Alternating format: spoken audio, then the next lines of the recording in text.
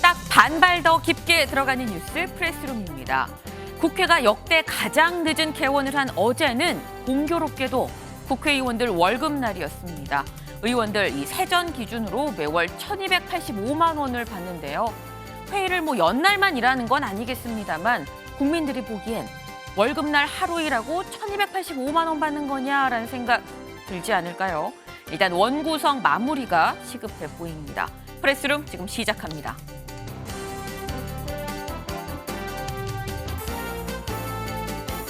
네, 윤석열 대통령의 국정운영 지지율이 지난주에 비해 3.1%포인트 소폭 상승했다는 여론조사 결과가 나왔습니다. 이 지지율 하락세가 일단 멈춘 그 배경을 잠시 후 짚어봅니다. 홍준표 대구시장이 당 내용과 관련해 쓴소리를 쏟아냈습니다. 오랜만에 국회로 찾아와 권선동 권한대행에게 이른바 돌직구도 던졌는데요. 어떤 질문인지 잠시 뒤 알아봅니다.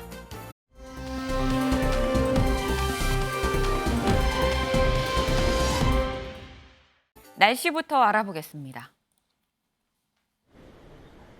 하늘 표정은 어둡지만 전국에 장맛비가 지나고 난 뒤 폭염의 기세는 한풀 꺾였습니다. 그동안 폭염이 기승을 부렸던 탓에 오늘은 비교적 선선하게도 느껴지는데요. 서울의 현재 기온 24도 보이며 어제 같은 시각보다 6도가량이나 낮습니다. 현재 비구름대는 동해상으로 빠져나가고 있습니다. 앞으로의 예상 강수량 살펴보시면 전국 내륙을 중심으로 5에서 20mm, 서울과 경기 남서 지역은 빗방울 정도, 동풍의 영향을 받는 강원 영동 지역은 호우특보가 발효 중인 가운데 내일 새벽까지 최대 60mm의 비가 더 이어지겠습니다. 폭염의 기세가 누그러지며 오늘 낮 최고 기온 서울은 28도, 대구 30도, 광주 29도에 머물며 1도에서 크게는 5도가량 평년 기온을 밑돌겠습니다. 하지만 습도가 더해져 불쾌지수는 높겠습니다. 제주와 전남 도서 지역은 강풍주의보가 발효 중인데요. 오늘 밤까지 순간풍속 초속 20m 안팎의 바람이 불어들겠습니다. 해상에는 물결이 최고 4m로 매우 높게 일 수 있어 해상과 해안가 안전사고에 대비하시기 바랍니다. 내일은 다시 전국의 기온 크게 오릅니다. 낮 기온 크게 오르며 대기가 불안정한 곳에서는 5에서 40mm의 소나기가 지나는 곳이 있어서 우산 챙기셔야겠습니다. 주말에는 장마전선의 영향으로 또다시 전국에 비가 내리겠습니다. 주말 계획 있으신 분들은 장맛비 고려해 주시고요. 또 습도가 꽤나 높습니다. 불쾌지수가 높기 때문에 건강관리도 잘해주세요. 지금까지 한옥마을에서 날씨 전해드렸습니다.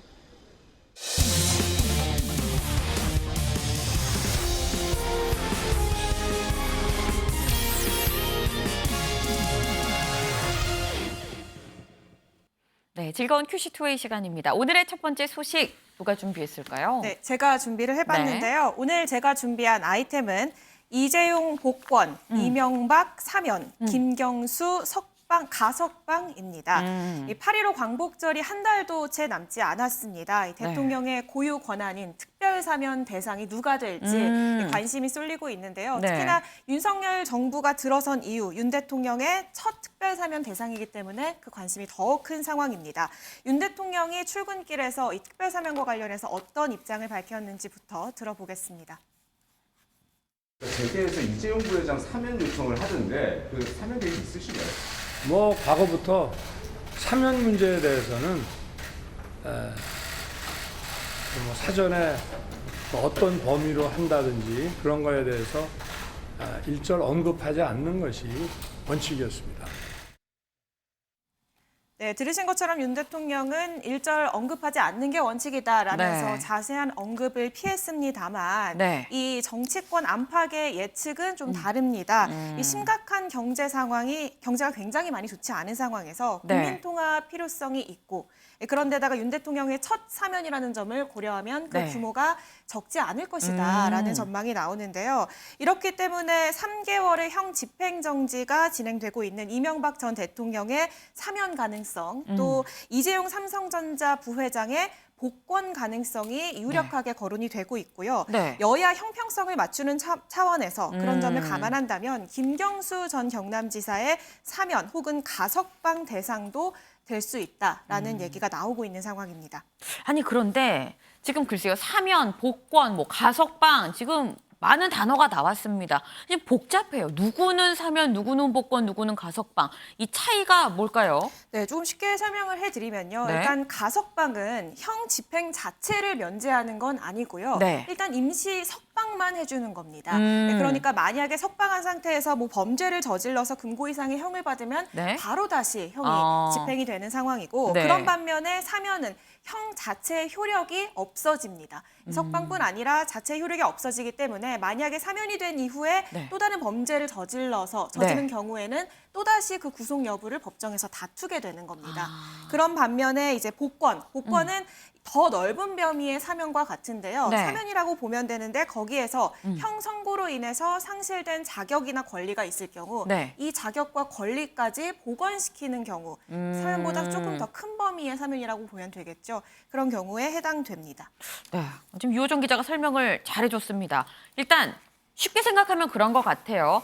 복권, 사면, 가석방 순으로 좀 더 자유가 많이 주어진다라고 좀 볼 수가 있을 것 같은데 뭐 공통점이 있다면 어쨌거나 이 세 가지 다 밖에 나와서 일상생활을 할 수 있다는 거 아니겠습니까? 네, 맞습니다. 네. 뭐 그런데 근데 아니 이재용 부회장은 이미 가석방이에요. 이미 일상생활을 나와서 하고 있거든요. 이재용 부회장은 그래서 뭐 집에서 출퇴근을 한다고 하던데 오늘은 재판에 직접 나왔더라고요. 네, 맞습니다. 지금 회계부정 그리고 부당합법 혐의에 대해서 재판을 받고 있고 오늘도 재판에 출석을 했습니다. 오늘 공판에 지금 참석을 한 상황이고 이재용 부회장이 이 사면이 아닌 복권이다 이런 얘기가 나오는 이유는 지금 네. 이재용 부회장이 이미 그러니까 석방이 된 상황이기 때문인데요. 2016년 국정농단 사건으로 2년 6개월의 실형을 선고받은 뒤 지난해 8월에 가석방이 돼서 형기가 남아 있습니다. 이미 풀려난 상황이기 때문에 그리고 네. 오는 29일로 이 형기가 만료가 되기 때문에 며칠 안 남았어요. 네, 맞습니다. 그렇기 때문에 복권 형식, 아예 모든 권리가 주어지는 형식일 것이라는 전망이 나오는 거고요. 형량을 줄여주는 사면은 의미가 없기 때문입니다. 실제로 재계에서도 지금 이재용 부회장의 복권을 요청을 해왔는데요. 네. 그간에 최근에 굉장히 경제 활동을 재계에서 활동을 활발하게 해왔습니다. 저희가 이 모습도 영상으로 준비했습니다. 반년 만에 출장 다녀오셨는데 예. 소감 한 말씀 부탁드릴게요. 좋았어요. 이번에 고객들도 만날 수 있었고 우리 유럽에서 연구하고 있는 연구원들도 만날 수 있었고 시장에 여러 가지 혼돈과 변화와 불확실성이 많은데 일단 저희가 할 일은 좋은 사람 모셔오고 그 다음에 또 우리 조직이 이런 예측할 수 있는 변화에 적응할 수 있도록 유연한 문화를 만드는 거. 그 다음에는 아무리 생각해봐도 첫 번째도 기술, 두 번째도 기술, 세 번째도 기술 같아요. 네, 이렇게 기술의 기술의 중요성을 강조하는 모습이었고요. 네. 이재용 이 부회장이 상위 1%를 위한 억만장자 사교 클럽으로 알려진 네. 이 선벨리 컨퍼런스에 굉장히 주요 참석 인사였는데 네. 이 재판을 받은 이후 6년간 사실 참석을 해오지 않았던 상황인데요. 뭐 그런 점도 있었고 재계에서는 사실 형기가 만료돼도 29일로 형기가 만료가 돼도 만약에 복권이 되지 않을 경우에는 5년간 취업 제한을 받기 때문에 네. 29일로 형기 만료 이후 5년 동안 삼성전자 부회장 자리를 갈 수가 없는 상황입니다. 이 때문에 복권을 계속 요청을 해왔는데 이번 8.15 특별사면 때 이 요청이 이루어질지 이것도 관심 있게 볼 부분인 것 같습니다. 네. 지금 이재용 부회장을 보니까 이 형기 만료가 29일입니다. 그럼 이제 오늘이 21일이니까 8일밖에 지금 안 남은 그런 상황인데 은영미 위원님. 지금 보면은 사실 요즘 경제가 어렵다 하고 있거든요. 실제로 체감이 되기도 하고. 그런 만큼 이 기업인인 이재용 부회장의 이 복권 가능성이 큰 거 아니냐라는 생각이 들기도 하는데 복권 가능성 얼마나 된다고 보세요? 저도 상당히 높을 거라고 생각을 해요. 왜냐하면 이제 이재용 부회장의 복권 가능성, 그다음에 이명박 전 대통령의 사면 가능성, 그다음에 김경수 전 지사 뭐 사면이나 가석방 가능성이 거론되고 있는데 네. 제가 생각하기에 가장 가능성이 높은 인물이 셋 오히려 중에 가장 이재용이 높다. 부회장이 아닐까 이런 생각이 들어요. 물론 경제계에서 복권을 요구하는 목소리가 높기도 하지만 네. 실제로 지난해 8월 그때도 이제 사면 얘기가 많이 나왔는데 가석방이라는 것으로 결정이 났거든요. 네. 그런데 의외로 우리나라 국민들이 재벌 사면에 대해서 부정적 여론도 있지만 네. 이재용 부회장 사면에 대해서는 여론이 괜찮았어요. 상당히 한 70% 안팎으로 사면을 해줘야 된다. 당시에 네. 가석방 네. 당시에 그런 여론이 있었던 것으로 알고 있는데 그만큼 이제 경제 상황이 안 좋기 때문이 아닌가. 그러니까 이재용 삼성전자 특히 반도체 지금 경제 안보 시대에 삼성전자가 우리 그 경제의 천병 역할을 하고 있지 않습니까? 그래서 이재용 부회장의 역할을 좀 주문하는 그런 상황인 것 같은데요. 그래서 네. 앞서 이제 유호정 기자가 얘기했지만 지금 이미 형기는 29일이면 만료가 되지만 네.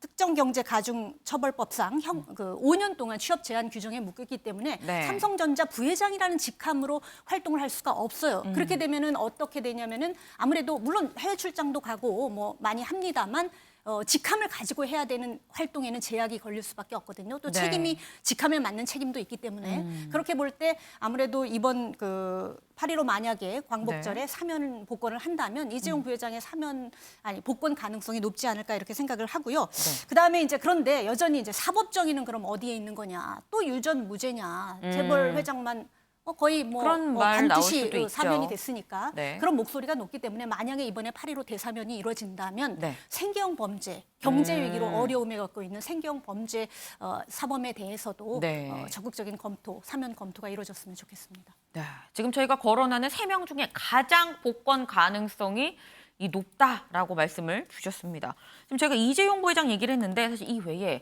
건강상의 이유로 지금 이 일시석방, 그러니까 형 집행정지를 받은 사람이 있죠. 바로 이명박 전 대통령인데 이수아 기자, 이명박 전 대통령은 복권이 아니라 사면 얘기가 지금 나오고 있습니다. 네. 지금 사실 사면 얘기가 나온 지는 좀 되긴 했어요. 벌써 몇 번째 나오고 있는 건데 남은 형기가 얼마나 되는 거예요? 네, 계산을 좀 해보자면요. 이 전 대통령이 횡령과 뇌물죄가 확정돼서 이 형을 선고받은 게 지난 2020년 11월 정도였습니다. 이때 네. 징역 17년이 확정이 됐고요. 지난달 말에 말씀하신 것처럼 건강 악화 등을 이유로 형 집행 정지 신청을 해서 받아들여져서 석 달간만 일단 형이 정지된 상황입니다. 네. 현재까지 3년 정도를 복역한 것으로 저희가 보고 있는데 네. 그렇다면 여전히 14년의 형기가 남아 있는 셈이거든요. 이게 끝나는 게 2036년인데 이때 이 전 대통령의 나이를 계산해 보면 만기 출소 때 96세가 됩니다. 네. 이런 고령의 나이 또 이 전 대통령의 경우에는 거의 57억 원에 가까운 추징금을 모두 완납한 상황입니다. 그래서 이런 것을 모두 고려할 때 사면 가능성이 높다라는 얘기가 나오고 있고요. 네. 또 하나 고려될 부분이 이 윤 대통령의 의지, 현직 대통령의 의지일 텐데 그쵸. 뭐 아시다시피 사면 문제는 윤 대통령이 당선인 시절일 때부터 계속 얘기가 흘러나왔던 부분입니다. 그리고 이 당선인과 당시 문 전 대통령의 오찬이 당일날 취소됐을 때도 그 배경에 MB 사면이 있다 이런 얘기까지 흘러나올 정도였는데요. 네. 이 윤 대통령은 최근에도 뭐 과거 전례를 비춰서라도 20년 넘게 수감 생활을 하는 건 맞지 않다라는 얘기를 했습니다. 그렇기 때문에 이 사면 가능성을 윤 대통령이 직접 시사해 왔다는 부분도 이번 네. 광복 특사에 무게가 실리는 이유입니다. 지금 이명박 전 대통령도 이번 8.15 광복절 특사로 나올 것 같다라는 생각이 들죠. 이 윤 대통령의 이 말을 보자면. 왜냐하면 특사는 대통령, 이 특별 사면은 대통령의 어떤 권한이기 때문에 더더욱 그런데 좀 무게가 실리는 상황인 건데 이명박 전 대통령의 사면 얘기가 나올 때마다 마치 패키지처럼 같이 등장하는 인물이 있습니다. 누굴 말하는 건지 목소리 먼저 들어보고 오시죠. 결국 문재인 대통령의 마지막 사면은 김경수 전 지사다. 그런 정치적 비난을 피하기 위해서 이명박 전 대통령을 남겨둔 것이 아닌가. 저는 그렇게 정치적으로 판단합니다. 그래서 어떤 정치적 고려도 대통령의 사면권 행사에 개입되지 않았다라고 여러 차례 설명을 드리고 있습니다. 특별 사면을 환영을 하는데 그것이 야권을 갈라치게 한다라고 하는 것은 서로 상충되는 평가 아닙니까? 아니 권성동 사무총장이 어제 그러시더라고요. 네. 결국 문 대통령의 마지막 사면은 김경수 전 경남지사가 되지 않겠느냐. 그래서 이명박 전 대통령을 남겨둔 거 아니냐. 이분은 이렇게 말씀을 하시더라고요.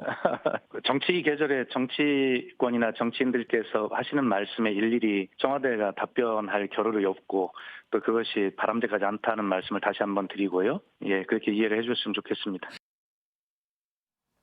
네, 이명박 전 대통령 사면 얘기랑 항상 거의 같이 등장을 하는 사람 바로 김경수 전 경남지사입니다.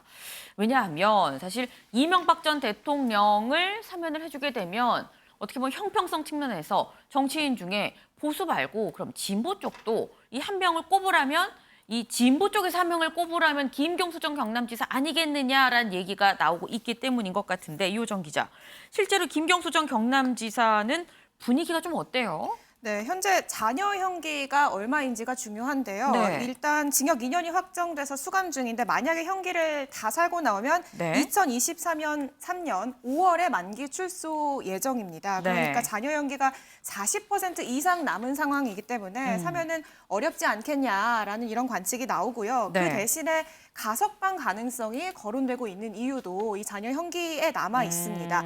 일단 7월 가석방 대상에선 제외됐다라는 얘기가 나오고 있는데 네. 다만 어쨌든 만약에 석방이 되면 특별사면 대상으로 8월 특별사면 대상으로 거론이 네. 됐기 때문에 7월 가석방 대상에서 제외된 것은 사실 큰 의미가 없다라는 얘기가 나오고 있고요. 네. 여전히 8월 특별사면에 가석방 대상자에 오를 가능성은 남아 있는 상황입니다. 이 김경수 지사가 사면이 되느냐, 가석방이 되느냐에 네. 따라서 야권의 이 대선 그리고 다음 국회의원 선거의 지형이 바뀔 수 있기 때문에 굉장히 정치권에서도 주목하고 있는 상황인데요. 네. 만약에 가석방이 된다면 네. 앞서 설명했지만 정말 단순히 이 형기를 잠깐 풀어주는 것이기 때문에 네. 2024년 국회의원 선거에 출마를 할 수 없습니다. 네. 그런데 만약에 사면이 될 경우에는 이 국회의원 선거가 출마할 수 있기 때문에 출마가 가능하기 때문에 네. 2024년 경남 지역에서 이 친문의 구심점 역할을 할 수 있다라는 기대감이 야권에서 나오고 있는 상황인데요. 네. 때문에 여권 그리고 대통령실에서는 고도의 정치적 계산을 할 것으로 보입니다. 네. 지금 가석방과 사면, 가석방이 되면 국회의원 선거에 못 나오고요. 총선에 못 나오고 이 사면이 된다고 하면 선거에 나올 수 있는 상황입니다. 김성환 의원님, 김경수 전 지사를 뭐 사면 혹은 가석방 뭐가 됐든지 간에 한다면 이거는 어떤 야당에 대한 협치 카드로 이게 쓸 수 있다는 얘기가 나오거든요. 가석방 가능성 어떻게 보세요? 가석방 가능성이 없지는 않은 것 같아요. 지금 네. 얘기 나오는 거 보니까 네. 일단 군불대기를 시작하고 있구나 이런 생각을 해요. 그러니까 이명박 전 대통령 사면 얘기도 나오고 있고요. 네. 이재용 부회장 복권 얘기가 나오는 것도 아마 그런 연장선이라고 생각하거든요. 근데 앞서 적절하게 지적해 주신 것처럼 정치적 득실, 그러니까 뭐가 이득이고 뭐가 손해가 될까 지금 열심히 주판화를 튕기고 있는 거 아닌가 싶어요. 네. 예를 들어서요.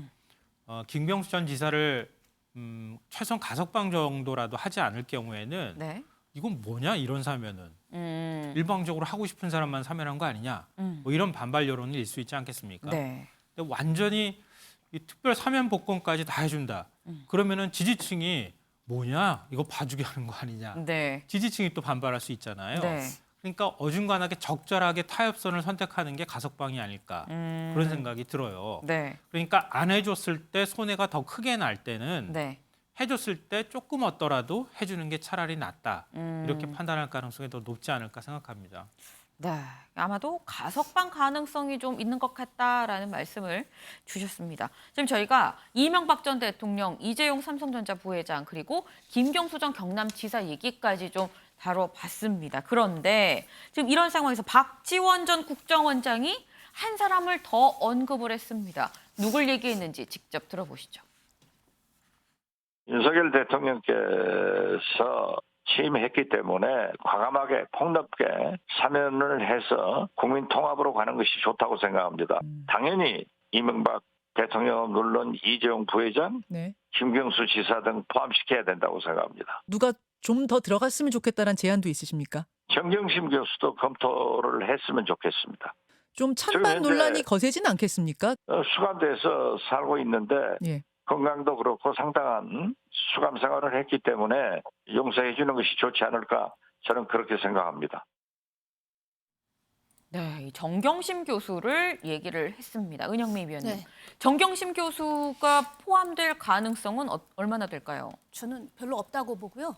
그리고 실제로 그 사면 효과도 별로 없을 것 같아요. 일단은 조국 전 장관 재판이 지금 진행 중이잖아요. 물론 네. 똑같은 재판은 아니지만 비슷한 관련 재판인데 정경심 교수 지금 4년 징역형 받고 수감돼 있는데 관련 재판이 진행 중인데 사면을 한다? 이건 얘기도 안 되는 거고 그건 네. 사법 정의를 훼손하는 일이죠. 그래서 일단은 그런 측면에서도 안 될 거고 그다음에 조국 사태는 일단은 민주당이 선거에 패배했을 때마다 반성문 쓸 때마다 나왔던 얘기예요. 물론 이제 여전히 그럼에도 불구하고 물론 조국 강을 건너느냐 안 건너냐 네. 가지고 매번 선거 뒤마다 반성할 때마다 갑론을박하잖아요. 그럼에도 불구하고 조국 전 장관에 대한 지지층이 있는 건 사실입니다. 강성 지지층을 중심으로. 네. 하지만 여권에서도 강을 건너야 한다고 하는 마당에 일부 그 지지층을 위해서 사면을 해야 한다는 것 자체가 저는 어불성설이라고 생각을 하고요. 또 윤석열 대통령 입장에서도 네. 검찰총장 당시에 조국 수사를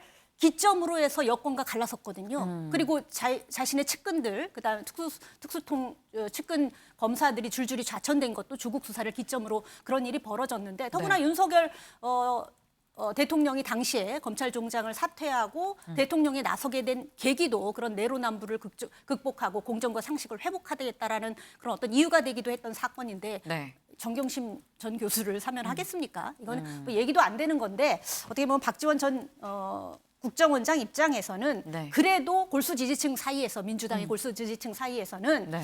뭐 그 당시에 관행 아니었냐 이런 목소리도 있고 그러니 정경심 교수를 사면하자 이런 목소리가 있으니 그 층을 끌어안는다는 측면에서 하는 게 어떻겠느냐라는 얘기를 하는 것 같긴 하는데 네. 저는 별로 가능성 없는 얘기라고 생각합니다. 네, 지금 은 의원님 가능성이 없는 얘기라고 일단 주셨는데 그렇다면 김성환 의원님 사실 저희가 앞서 얘기한 세 사람이랑 비교를 했을 때 정경심 교수는 사실 대상에 포함되기가 굉장히 낮다라는 생각을 아마 많이들 하실 것 같긴 해요. 근데 박지원 전 원장이 정치 구단인데 모르지 않았을 거거든요. 그럼에도 불구하고 꺼낸 이유는 뭘까요? 정치 구단이니까요. 그러니까 정치 공학적으로 판단할 네. 때 더 효과가 크다는 걸 알고 있기 때문에 얘기하는 겁니다. 어떤 효과를 말씀하시는 거죠? 우리 지금 거론한 사람들 전부 다 사면 다 예상하고 있는 거 아니에요? 복권 예상하고 있잖아요. 생각하지 못했던 사람을 할 때 사람들한테 뒤통수를 딱 때리면서 이건 뭐지? 이런 생각을 하게 만들잖아요. 네. 그럼 윤석열 대통령이 뭔가 과거와 화해한다. 그리고 통합을 지향한다고 할 때 그런 점들을 가장 선명하게 드러내 줄 수 있는 방법이 뭐가 있을까요? 이명박 전 대통령일까요? 윤 대통령 주변에 MB계 사람들이 많은데 당연히 그런 얘기 할 수 있는 거 아니야? 라고 얘기할 거고요. 네. 한덕수 국무총리가 경제인 사면 얘기 언급했기 때문에 이재용 부회장은 복권될 가능성이 굉장히 높다. 다 생각하는 거 아니에요. 네. 근데 정경심 교수는 윤석열 대통령 입장에서 이른바 이제 조국 사태와 연결돼 있잖아요. 윤 대통령한테 조국 사태는 일종의 계륵 같은 존재예요. 그러니까 조국 사태는 검찰총장으로서 수사지휘해서 일종의 정치 개입을 했다고 하는 여러 가지 논란을 휩싸이게 만들었던 사건이기도 하고요. 네. 정반대로는 지금의 윤석열 대통령을 만들어준 사건이기도 한 거예요. 그때부터 존재감이 부각되기 시작했잖아요. 네. 그러니까 윤 대통령 입장에서는 손해도 있지만 이득도 됐었던 사건이었단 말이에요. 근데 윤 대통령한테 가장 반발하는 세력이 제가 볼 때는 조국 전 장관 지지 세력이거든요. 네. 정경심 교수 사면했으면 좋겠다고 하는 세력이란 말이에요. 윤 대통령 입장에서 그러면 과거 나 화해할게. 그리고 새로운 정치, 앞으로 가는 정치, 미래로 갈 거야 나는. 이런 거 보여줄 수 있는 제일 적합한 카드가 될 수도 있다는 겁니다. 근데 사법 정의를 훼손한다? 다른 사람 사면하는 건 사법 정의 훼손하는 거 아니에요?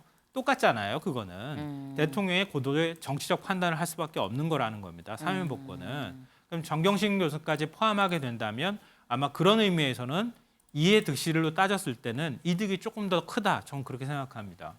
가능성은 낮지만 빈틈을 노렸다라는 말씀으로 해석을 할 수 있을 것 같아요.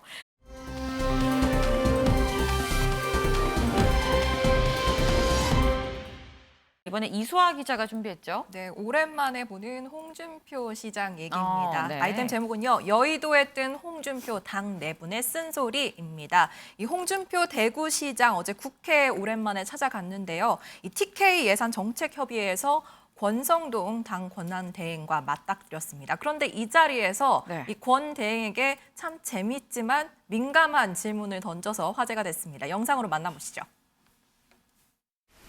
내년에 당대표 선거 하잖아.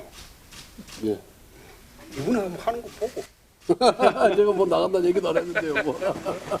원내대표하기도 먹겠는데 뭐. 예, 그럼 지금부터 회의는 비공개로 진행하도록 하겠습니다. 언론인 여러분들의 협조 부탁드리겠습니다. 이분이 하는 거 한번 보고. 네, 회의 공개 발언 말미에 이 내년 전당대회와 관련한 돌직구를 권 대행에게 툭 던진 건데요. 권 대행이 약간 당황하면서 아직 나간다고 말도 안 했는데요. 원내대표도 하기 벅찬데라고 대응하는 모습까지 저희가 볼 수 있었습니다. 이 질문을 왜 했냐는 기자들의 질문이 쏟아졌는데요. 여기에 대해서 홍 시장은 내년에 당대표 할 생각이 있으면 대구, 경북, TK에 잘하라는 뜻으로 질문을 던진 거다라고 말을 했고요. 또 권성동 그리고 장제원 의원의 권력 암투설에 대한 질문도 있었는데 여기에 대해서는 그분들이 권력자냐, 대통령제 하에 권력자가 누가 있냐, 대통령 이외에 무슨 권력 암투냐라고 받아쳤습니다. 네, 역시 쓴소리하면 또 홍준표 시장이 아닌가 하는 생각이 듭니다. 이렇게 부지부식간에 확 하고 이 돌직구 질문을 던지니까 사실 기자들의 역할도 약간 갖고 간 거 아닌가 하는 생각이 들기도 하고요. 그런데 보니까 지금 난 나간다고 말도 안 했다라고 권성동 대행은 당대표 선거에 대해서 뭐 나간다고 말 안 했어요라고 얘기는 했는데 그럼에도 불구하고 오늘 보니까 존재감이 어마어마합니다. 네, 오늘 교섭단체 대표 연설이 무대위에서 있습니다. 그런데 이 자리에서 문 전 대통령을 16차례나 언급하면서 비판을 이어갔습니다. 화면 보고 오시죠. 한국 경제가 왜 힘들어졌습니까? 저는 바로 정치 때문이라고 생각합니다. 문재인 정부 5년 내내 정치가 경제의 발목을 잡았습니다. 문재인 정부가 떠넘긴 것은 나라 빚과 독촉뿐만이 아닙니다. 알박기 인사까지 떠넘겼습니다. 새로운 국정 방향은 특정 집단의 당파적 이익이 아니라 오직 민생이 되어야 합니다. 오늘만 산다가 아닌 내일을 준비한다는 마음으로 위기를 극복해 나아가겠습니다.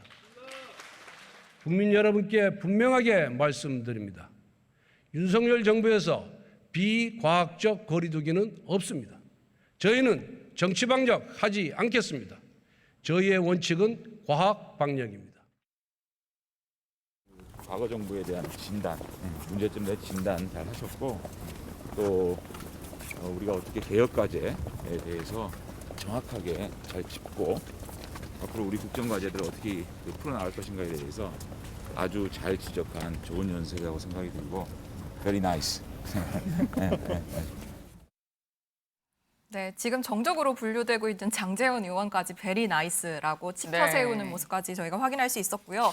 이 전체 대표 연설에서 이 권 대행은 민주당이란 단어도 12번 반복하며 썼습니다. 보셨겠지만 야당 의원들, 민주당 의원들은 연신 싸늘한 모습을 보이다가 일부 발언에는 윤핵관 차례 아니면은 쫓아내라 등의 목소리를 외치기도 했고요. 이 여당 분위기는 좀 대조적이었는데 이 좌증에서 총 20차례 정도 박수가 쏟아졌다고 전해지고 있습니다. 네. 아니 지금 이 권성동 대행의 오늘 이 교섭단체 대표 연설 굉장히 날이 서 있었습니다. 사실 오늘은 원구성 협상 마지막 날입니다. 때문에 오늘 교섭단체 대표 연설이 좀 그냥 어떻게 보면 원론적인 수준에 좀 밋밋하게 가지 않을까 생각을 했었는데 굉장히 날이 서 있었거든요. 은영미 위원님. 이 권 대행 사실 앞서서 지인 채용 논란으로 굉장히 좀 논란이 있었었죠. 이게 지금 이렇게 교섭단체 대표 연설 이 대야 공격성을 확 띄면서 이게 좀 만회가 될 수 있을까요? 어떻게 보세요? 이게 상대방을 공격해서 자기가 올라가는 방식으로는 만회하기 어려워요. 근데 오늘 그 권성동 원내대표의 연설도 그렇고 어제 그에 앞서서 제1당인 민주당 박홍근 원내대표의 연설이 어제 있었잖아요. 교섭단체 연설. 그것부터가 문제였어요. 박홍근 어저께 저희가 안 다뤘습니다만. 권성동뿐만 아니라 박홍근도 문제다. 어제 먼저 시작한 박홍근 민주당 원내대표의 교섭단체 연설에서는 최근에 인사난맥, 대통령실 인사난맥 이런 것들을 지적하면서 예전에 박근혜 전 대통령 당시에 최순실 국정농단에 따른 탄핵을 언급했어요. 그래서 뭐 마치 이 윤석열 정부도 뭐 탄핵을 해야 된다는 이런 얘기를 직접적으로 하진 않았지만 은근히 연결시키면서 가능성을 시사를 한 거거든요. 지금 2달밖에 안 된 정부, 윤석열 정부, 물론 잘 못하고 그런 부분에 대해서는 비판을 해야 됩니다만 그렇게까지 연결시키면 오히려 역풍을 맞을 수 있고 정작 제1당인 민주당은 뭘 했습니까? 아직까지 원구성도 도와주지 않고 집권 여당이 잘할 수 있도록 협치를 해야 되는데 그런 부분에 있어서 본인이 먼저 반성을 해야 되는데 민주당 반성과 성찰보다는 어저께 좀 탄핵이라는 언급까지 해가면서 오히려 집권 여당을 몰아세우기에 바빴거든요. 비난하기에 바빴는데 오늘 권성동 원내대표의 연설 마찬가지였습니다. 주로 이제 문재인 정권 정부 16번, 민주당 12번. 네. 지금 앞으로 지금 윤석열 정부 집권 초기잖아요.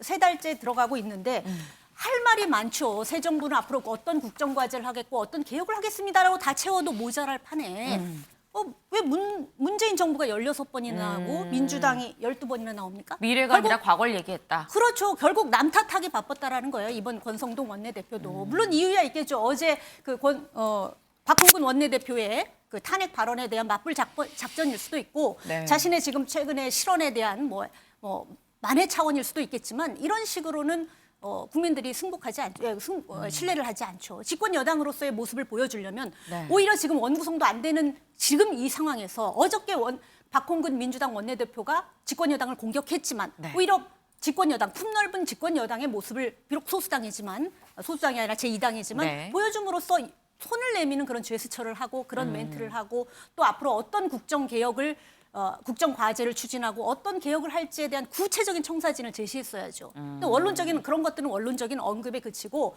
지금의 지지율 급락 국면이 2달 안 된 우리 정부가 못해서가 아니라 전 정부에서 쌓아왔던 적폐 때문이라는 점을 강조하기 위한 차원이라고 한마디로 책임 회피 차원이라고 생각을 해요. 어제의 박홍근 원내대표의 교섭단체 연설도 마찬가지고 오늘 권성동 원내대표의 교섭단체 연설도 마찬가지고 지금 여야의 원구성이 왜 2달째 안 되고 지지부진한지 그 단면을 볼 수 있는 그런 상황이었다고 저는 생각을 합니다. 네, 지금 운영위 위원님 여야 할 것 없이 모두 혼내셨습니다. 네, 둘 다 이렇게 하면 안 된다. 이러니까 원구성이 안 된다라는 말씀을 주셨는데 지금 이 홍준표 시장 권대행이랑 같이 혼낸 사람이 있습니다. 지금 윤 정부의 자충수가 될 수 있다라고 지적을 한 또 한 명의 사람 바로 장제원 의원이죠. 아까 잠시 영상으로 등장해서 베리 나이스라고 얘기를 했었는데 장제원 의원은 요즘에 좀 몸을 좀 낮추고 있는 것 같아요. 네, 맞습니다. 당초 법사위원장에 김도읍 의원 그리고 장제원 의원 신청을 했는데 장제원 의원이 양보를 했습니다. 먼저 권 원내대표에게 같은 선수지만 나이가 많은 김 의원이 하는 게 순리인 것 같다라면서 양보 의사를 밝힌 건데요. 같은 삼선이지만 형님이 하는 게 맞다라면서 양보를 한 겁니다. 이 외에도 최근 장제원 의원을 둘러싸고 간장연대, 김장연대, 장제원 사무총장 썰 여러 가지 얘기들이 많잖아요. 이런 논란에 대해 또 현안에 대해서 적극적으로 몸을 낮추는 모양새입니다. 직접 들어보시죠. 법사위원장은 제가 양보를 했습니다. 그러니까 제가 자꾸만 또 법사위원장이냐 심지어는 사무총장이다 이런 얘기까지 나오잖아요.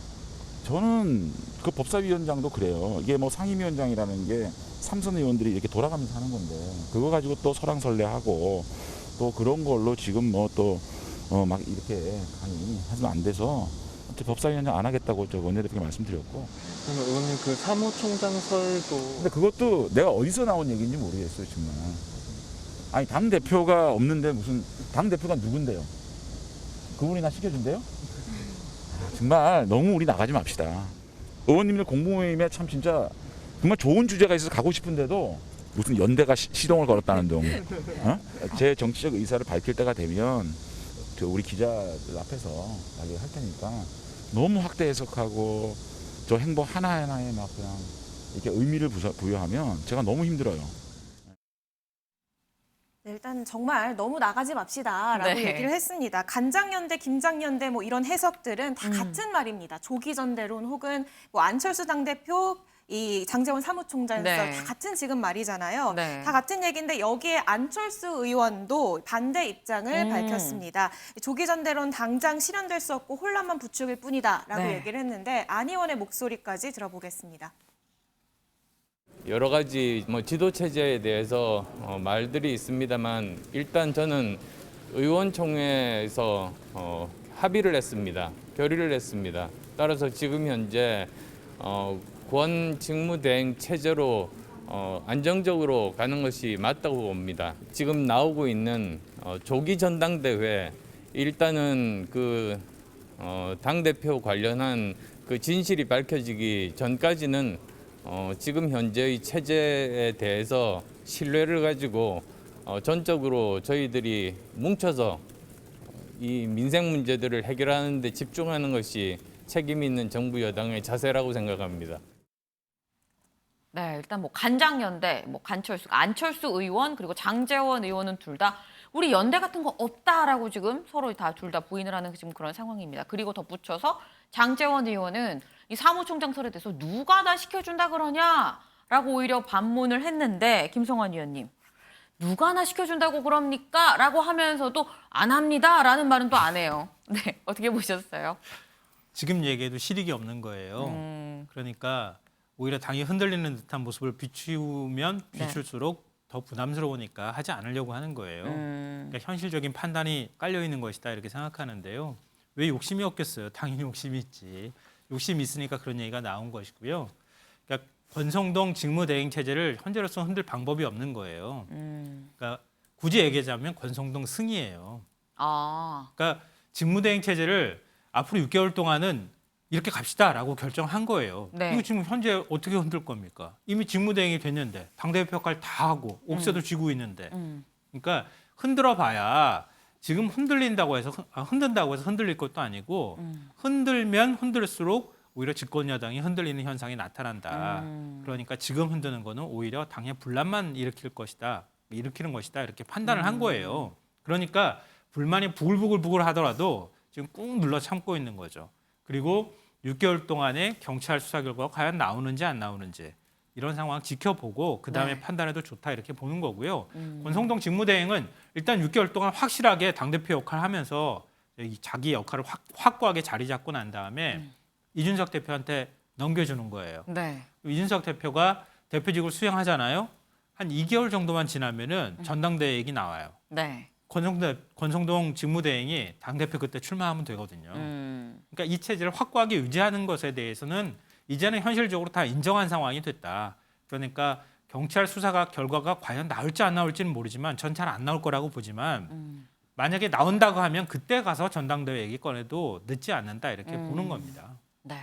지금 결국 이 대표 직무대행 체제에 대해서는 이미 흘러간 물이고 돌이킬 수 없기 때문에 안정적으로 지금 상황을 좀 관리하는데 다 신경을 쓰는 것 같은 그런 상황으로 보입니다.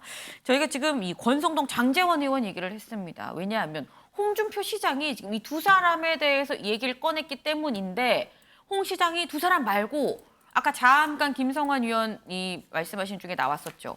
이준석 대표.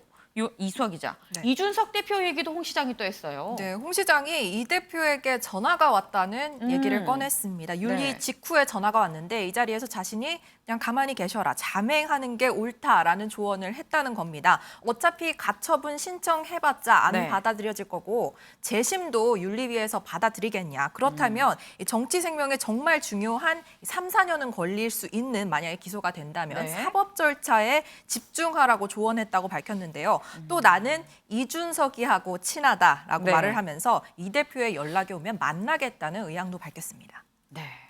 만약에 이준석 대표와 홍준표 시장이 만난다고 한다면 저희가 또 직접 가서 취재를 해볼 필요도 있어 보이네요.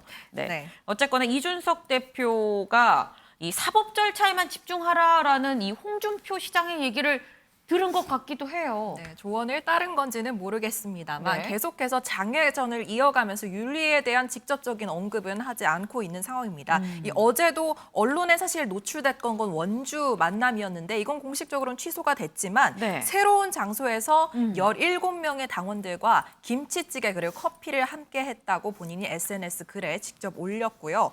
오늘은 다시 한번 당원 가입을 독려하는 글과 함께 이 국민의힘 온라인 입당 링크를 SNS에 공유했습니다. 그렇군요. 이제는 어디에서 만나는지도 공개하지 않고 스리슬쩍 쓱 만나고 만났습니다라고 올리는 지금 그런 상황인 것 같습니다.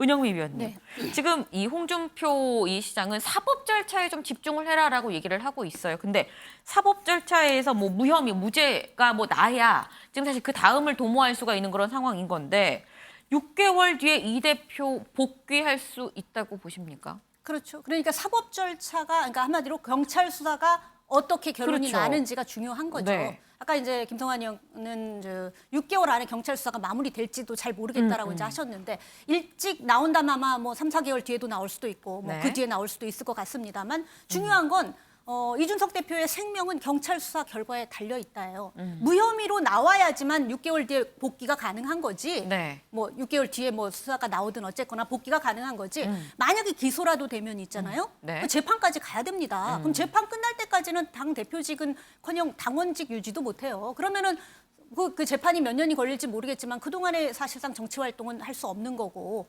그렇다면은 정치 생명도 기로에 서는 거거든요. 네. 그러니까 결국은 이제 사법 절차, 즉 경찰 수사 결과가 어떻게 나오느냐에, 즉 어떻게 대응할 것이냐 네. 여기에 집중을 해야 되는 거죠. 그런데 이제 아무래도 청년 정치인이고 지금 징계 결과에 대해서 불복할 수 없다라는 게 이준석 대표의 입장이고 보니까 네.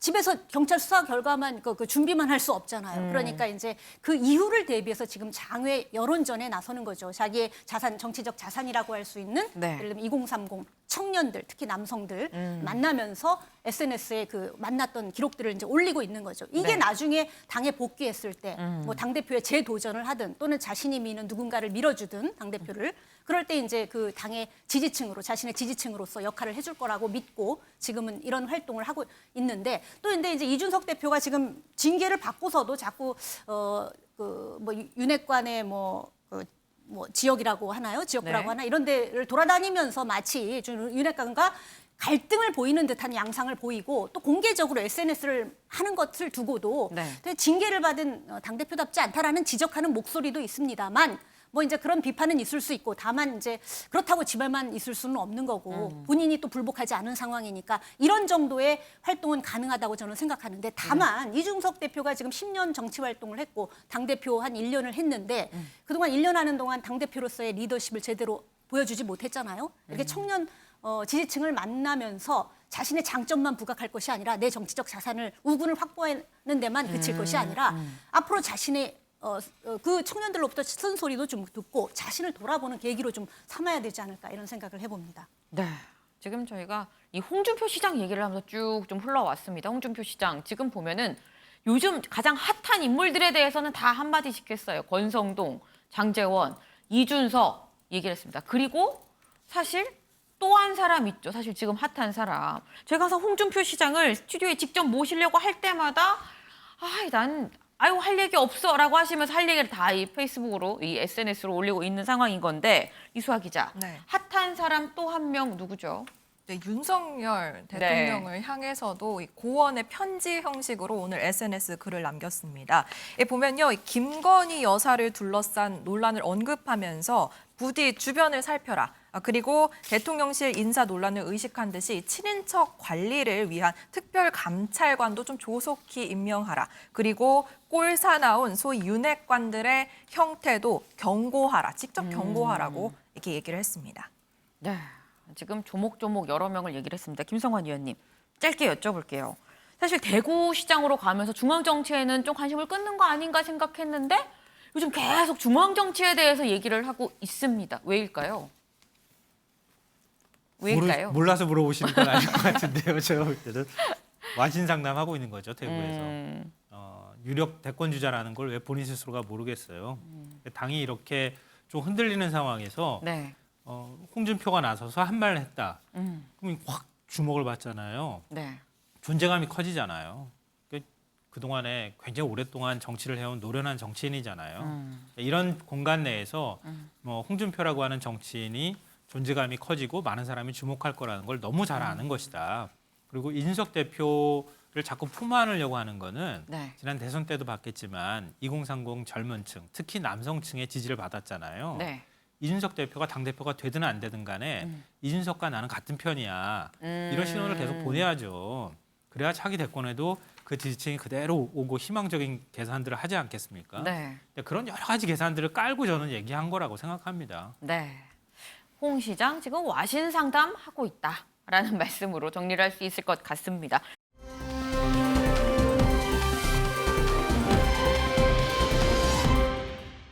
다음 순서로 좀 넘어가 보겠습니다. 유호정 기자가 준비했죠? 네, 맞습니다. 제가 준비한 아이템 함께 보실까요? 윤 대통령 지지율 하락세 멈췄다. 이유는입니다. 5주 연속 하락세를 보이면서 30% 초반대로 떨어졌던 윤석열 대통령의 지지율이 네. 지난주에 비해서 소폭 상승했다는 여론조사 결과가 나왔습니다. 네. 이 RN서치 조사를 함께 보시면요. 국정수행평가인데 네. 긍정평가가 지금 35.6%로 전주 대비 3.1%포인트 소폭 상승을 했고 네. 부정평가는 전주 대비 1.9%포인트 떨어져서 61.6%를 기록을 했습니다. 반등으로 볼 수 있을지 앞으로 이 상승세를 이어갈지는 좀 지켜봐야겠지만 네. 일단 5주 동안 이어온 대통령의 이 지지율 하락세는 멈췄다라는 평가가 나오고 있습니다. 대통령실에서는 야당에서 탄핵 이야기까지 꺼내면서 보수층들이 위기감을 느껴서 결집한 것 아니냐라는 분석을 내놓고 있습니다.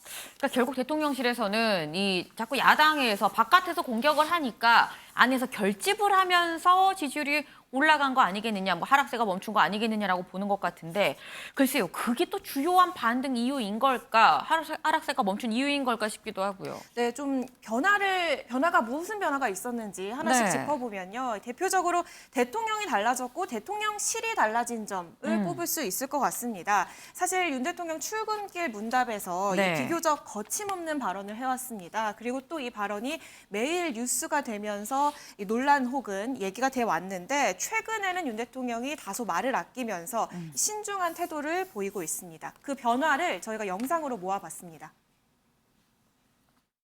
과거에 민변 출신들이 아주 도배를 하지 않았습니까? 모르겠습니다. 저 어떻게 대통령 처음 해보는 거기 때문에 공식, 비공식 이런 걸 어떻게 나눠야 될지 선거운동을 하면서도 지지율은 별로 유념치 않았습니다. 별로 의미가 없는 것이고. 일단 채용 논란에 윤석열 씨 공정이 무너졌다라 국정조사 요구 목소리까지 있는데 혹시 다시 인사 전반에 짚어볼 계획 있으신지요? 다른 말씀 또 없으세요? 자, 채용 얘기는 안 해주시는 건가요? 혹시 검찰력을 포함한 공권력 투입도 좀 고심을 하고 계시는 겁니까? 질문이 좀 길다. 짧게 해주시면 좋겠는데 거기에 대해서는 더 답변 안 할게요. 대통령이 어제 민주당 교섭단체 대표 연설이 있었는데요. 네. 비판이 과했다는 지적이 일각에서 있는데 야당 정치인의 발언에 대해서 대통령이 거기에 대해서 언급할 필요가 있겠습니까?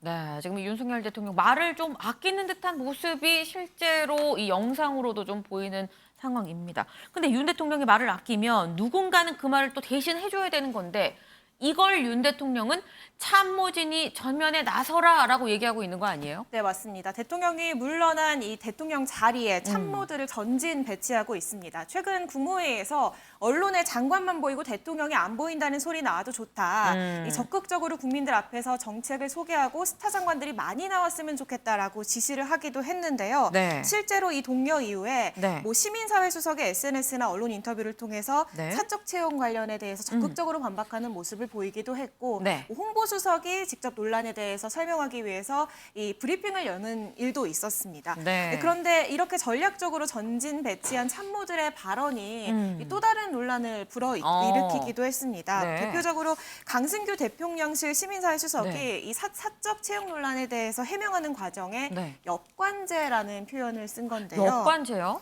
선거를 통해서 정권을 네. 잡은 사람이나 정당 네. 이 여기에서 관직 혹은 공직을 지배하는, 그러니까 나누어주는 정치적 관행을 뜻하는 겁니다. 강수석의 얘기가 지금 이 역관제 얘기가 문제가 된 이유는 대통령실이 그동안 이 채용은 자질과 능력을 검증해서 이루어졌다라는 해명을 항상 내왔는데 네. 역관제라 하면은 전문성보다는 어쨌든 캠프에 참여해서 일을 해온 사람들에 대한 포상 차원에서 채용이 이루어졌다라는 뉘앙스를 줄 수 있기 때문에 그러네요. 이 또 다른 논란이 일고 있는 상황입니다. 네. 글쎄요, 이 대통령이 발언을 좀 정제하고 참모진을 앞세웠는데 참모진 발언에서 또 이 문제가 생기는 지금 그런 상황이 발생을 해서 물론 잘해보려다가 벌어진 일이긴 합니다만 대통령도 또 이 전면에 나선 참모진도 이 좀 말에 좀 신중함을 좀 기해야 될 필요가 있어 보이긴 하죠. 지금 대통령 지지율 하락세가 멈춘 이유에 대해서 좀 신중해진 윤 대통령의 발언 그리고 참모진을 좀 앞세우는 전략 이런 것도 있긴 한데 저는 개인적으로 사실 뭘 느꼈었냐면 윤 대통령의 요즘 나오는 요즘 기사들을 보면은 윤 대통령 땡땡 하면서 나오는 게 다 경제 관련한 얘기예요. 네, 맞습니다. 매주 비상경제 민생회의를 지금 주재하고 네. 있는 건데요. 1차 회의에서는 고물가 완화 반항을 논의를 했고 2차 회의에서는 금융 부분 민생안정 과제를 논의했는데 네. 어제는 이 성남 분당 지역의 영구임대 주택단지를 방문을 해서 네. 주거 분야 민생 안정을 대책을 논의를 했습니다. 이 자리에서 전세 사기에 강력 대응하겠다라는 얘기를 했는데 윤 대통령 목소리 직접 들어보시죠. 서민의 주거 안정을 위한 버팀목 전세자금 대출 금리를 연말까지 일단 동결하고 청년 신혼부부에 대해서는 전세 대출 한도를 확대하겠습니다. 무엇보다 전세 사기와 같이 민생을 위협하는 범죄는 강력한 수사를 통해 일벌백계 하겠습니다. 네, 여기에 더해서 오늘은 첫 세제 개편안이 발표될 예정인데요. 그동안 네. 정부가 이 세제를 정상화하겠다라고 했잖아요. 네. 경제 활력 제고 또 민생 안정을 위해서 법인세와 소득세 그리고 부동산 보유세를 낮추는 방향으로 개편이 이루어질 것으로 예상됩니다. 아니 그런데 이 뭐 지지율 하락세가 멈춘 이유로 일각에서는 또 이수아 기자, 김건희 여사 얘기를 하기도 합니다. 네, 김건희 여사 사실 나토 순방에 가기 전까지는 정말 숨가쁜 일정을 소화했었는데 네. 이 귀국한 뒤로는 거의 2주 가까이 잠행을 이어가고 있습니다. 그러네요. 그러고 네, 보니까. 원래는 추후에 뭐 국민의힘 여성 의원들과 만나는 등 향후 일정이 계획돼 있었는데 네. 일단 이유는 코로나 확산이었습니다. 이걸 이유로 모두 미룬 것으로 전해지고 있거든요. 근데 우연인지 뭐 관계가 있는 건지 이 잠잠한 기간 동안 윤 대통령의 지지율이 좀 회복세를 타기 시작하면서 네. 이 김 여사의 잠행이 결국 윤 대통령의 지지율 반등에 도움을 주고 있다. 뭐 이런 해석이 나오고 있는 상황입니다. 네, 지금 이 윤 대통령의 지지율 하락세는 멈췄습니다. 그런데 아직 반등이라고 보기는 또 애매하죠. 은 의원님. 네. 반등할 수 있을까요? 일단 하락세가 멈췄고 네. 지금 제가 보기에 지금 메시지 관리라든가 지지율 관리를 좀 제대로 좀 해 나가려고 노력하는 모습이 엿보입니다. 일단 네. 도어 스태핑에서 윤석열 네. 대통령이 모든 질문에 답하지 않아요. 그리고 짧게 얘기를 합니다. 이거 아주 중요하거든요. 그러니까 기자들은 많이 묻고 많이 대답해 주길 원하지만 기자들이 원한다고 다 해줄 필요 없어요. 왜냐하면 준비된 답변만 하시면 됩니다. 물론 기자셨는데. 대통령이 아니 하고 싶은 말만 한다고 물론 비판이 있을 수 있지만 네. 꼭 하고 싶은 말이라기보다는 이거는 할 필요가 있다라고 생각하는 것을 집에서 준비해서 네. 하시는 게 좋다고 생각하고요. 뭐 때로는 적절하지 않으면 그냥 넘어가셔도 이 부분은 제가 그냥 넘어가면은 기자들 무시한 거 아니야 이런 얘기가 나오니까 이거는 지금 여기서 답변하는 것이 적절치 않습니다 하고 넘어가고 한 달이나 2달 안에 나오는 기자회견 때 제대로 얘기하면 되는 거거든요. 그러니까 도어 스태핑에 끌려다니지 말고 본인이 주도권을 갖고 도어 스태핑을 활용하려고 노력을 해야 된다. 똥길 문답을. 그러면은 아마 떨어진 지지율의 상당수를 좀 만회할 수 있지 않을까 이렇게 생각이 듭니다. 네, 좋습니다. 오늘의 탑을 좀 정해보도록 하겠습니다. 지금 하락세가 멈춘 윤 대통령의 지지율, 지금 국민들은 아마도 지지를 할지 말지 예의주시하고 있지 않을까 싶은데요. 민심이 뭘 원하는지 잘 듣고 이 하락세가 멈춘 지지율 반등할 수 있기를 바라보면서 오늘의 탑, 윤 대통령 지지율 하락세 멈췄다. 이유는?으로 결정하도록 하겠습니다.